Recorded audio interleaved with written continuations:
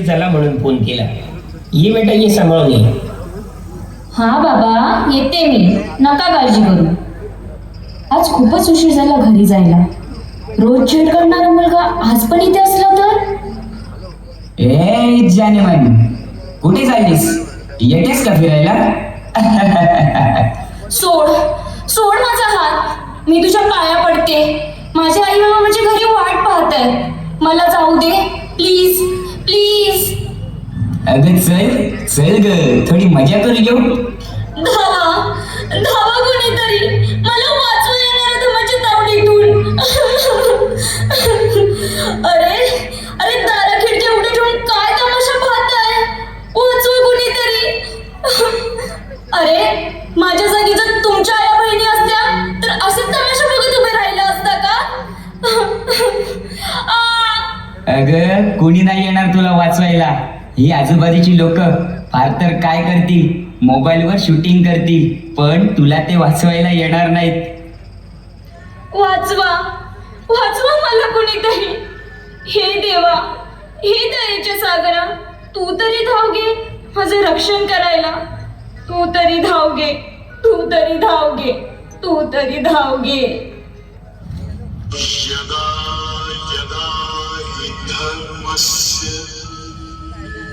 ग्लानिर्भवति भारत अभ्युत्थानम् अधर्मस्य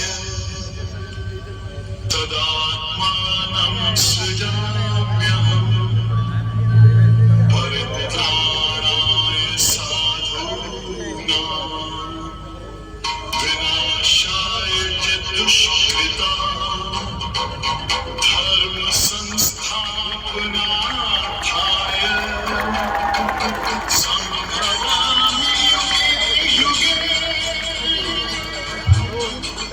उठ बालिके, उठ. अगं या कलियुगात तुझं रक्षण करायला ना मी येणार, ना छत्रपती शिवाजी महाराज जन्मणार, ना धर्मवीर आनंद दिघे जन्मणार. या कलियुगात तुझ्या अब्रूचं रक्षण तुलाच करावं लागेल. या नेत्यांच्या ओझ्याखाली दबलेली ही तपास यंत्रणा, न्याय व्यवस्थेकडून होणारी दिरंगाई, यामध्ये तुझ्यासारख्या पीडितांना न्याय मिळेल असं वाटत नाही. आणि हा समाज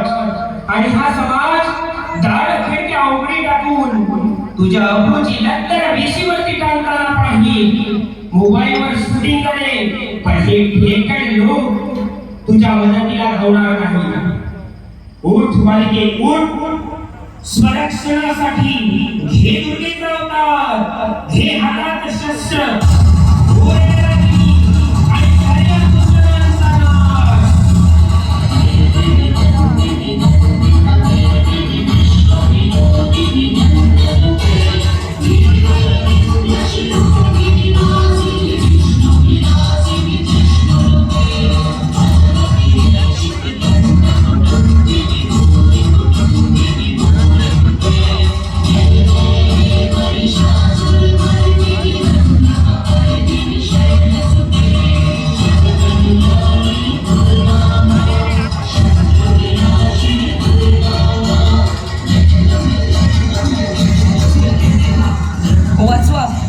वाचवा मला कोणीतरी, वाचवा.